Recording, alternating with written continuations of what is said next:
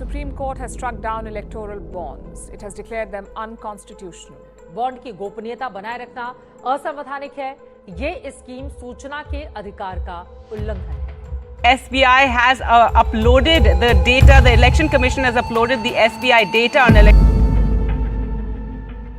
Hi everyone. 15 फरवरी 2024 को supreme court ने electoral bonds को अनकॉन्स्टिट्यूशनल डिक्लेयर कर दिया। सुप्रीम कोर्ट ने अपना ये जजमेंट सितंबर 2017 से लेकर अब तक जितनी भी PIL दाखिल की गई हैं उनको मद्देनजर रखते हुए उनकी हियरिंग में ये पूरा अपना जजमेंट दिया है। But before getting deep into this case, हमें पहले ये समझना होगा कि हाउ इलेक्टोरल बॉन्ड्स एग्जैक्टली, कैसे एक इंडिविजुअल या कंपनी के पास से वो पैसा पॉलिटिकल पार्टी तक पहुंचता है।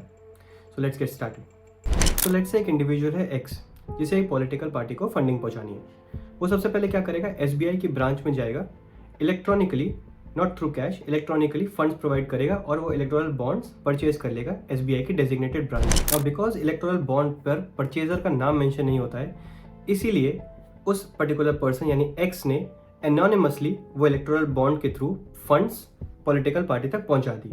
नाउ इस इलेक्टोरल बॉन्ड स्कीम को लाने के लिए गवर्नमेंट ने 5 एक्ट्स में अमेंडमेंट किए, जिसमें से 4 काफी इंपॉर्टेंट है। The first one is representation of people's act, जिसके थ्रू पॉलिटिकल पार्टीज एग्जेम्प्ट हो गई इलेक्टोरल बॉन्ड से आने वाले पैसे के किसी भी तरह का रिकॉर्ड को रखने से।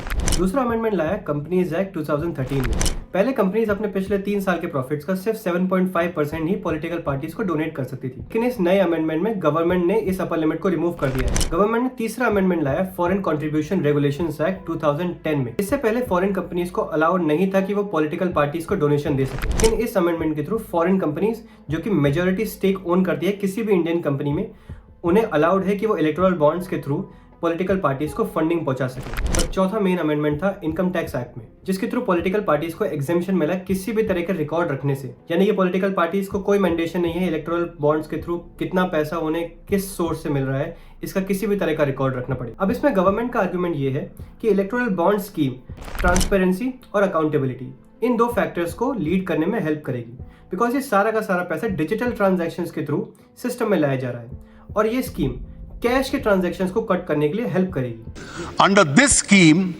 a donor could purchase bonds from authorized banks against checks and digital payment only.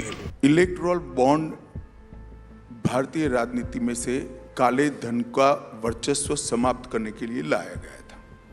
क्या इससे पहले जो सिस्टम था वो 100% परफेक्ट था क्या? नहीं। And let us just recall what my प्रेडेसेसर when he brought this electoral bonds, Arun Jaitley ji said, sir, उससे बेहतर है भाई, कम से कम पैसा जो पार्टियों को चलता है वो अकाउंट के द्वारा चलने दो। सो कम से कम जो पार्टी तक पहुंचता है पैसा, कोई भी पार्टी क्यों ना हो, वो वाइट पहुंचता है। वही अपोजिशन पार्टीज का ये कहना है कि इस पूरी स्कीम में ट्रांसपेरेंसी जैसा कुछ है ही नहीं, बिकॉज इलेक्टोरल बॉन्ड्स पर डोनर का नाम मेंशन नहीं होता है और इनकम टैक्स एक्ट में एग्जेम्पशन के बाद पॉलिटिकल पार्टीज को कोई मैंडेशन नहीं है कि वो इलेक्टोरल बॉन्ड्स के थ्रू आने वाले फंड से रिलेटेड कोई भी रिकॉर्ड रखे। इसलिए कौन सा डोनर कौन सी पॉलिटिकल पार्टी को फंडिंग प्रोवाइड कर रहा है ये ट्रेस आउट नहीं हो सकता। ना सुप्रीम कोर्ट के कहने पर SBI ने एक कॉम्प्रिहेंसिव लिस्ट जारी करी है जिसमें कौन सी पॉलिटिकल पार्टी को कितनी कंट्रीब्यूशन मिली है इलेक्टोरल बॉन्ड्स के थ्रू, उसकी एक पूरी डिटेल लिस्ट प्रोवाइड की है। साथ ही साथ कौन सी कंपनी या इंडिविजुअल ने कितने अमाउंट की फंडिंग इलेक्टोरल बॉन्ड्स के थ्रू प्रोवाइड की है, इसकी भी एक कॉम्प्रिहेंसिव लिस्ट SBI ने जारी की है। अब कौन सी पॉलिटिकल पार्टी को कितने अमाउंट की फंडिंग मिली है और कौन सी कंपनीज इस फंडिंग में इन्वॉल्व है, इससे रिलेटेड एक पूरी डिटेल डिस्कशन हम करेंगे आने वाली वीडियो में। Till then stay tuned, stay healthy.